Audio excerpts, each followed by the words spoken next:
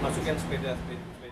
Kapolda Sumsel, Irjen Polisi Agung Budi Marioto, saat dikonfirmasi mengenai OTT yang dilakukan petugas Saber Pungli Polda Sumsel di kantor Dignas Sumsel, membenarkan pihaknya melakukan operasi tangkap tangan.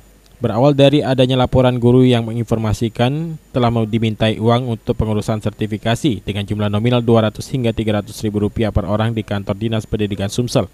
Lalu dilakukan penyelidikan oleh petugas dan berhasil mengamankan R, oknum pegawai staf kepala di kantor Dinas Pendidikan dengan barang bukti uang sebesar Rp16.500.000 yang diakui R didapat dari guru yang hendak mengurus sertifikasi dari pertengahan bulan Juli.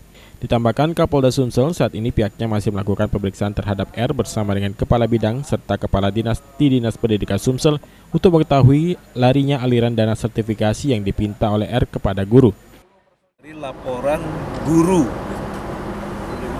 menginformasikan kepada Satgas OTT bahwa ada pungutan di luar ketentuan untuk mendapatkan sertifikasi.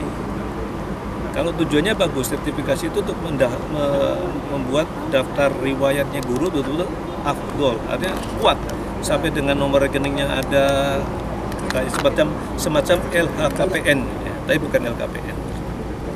Tetapi yang disalahgunakan oleh oknum saudari A itu memungut setiap guru kurang lebih 200 ada 300 ribu per orang.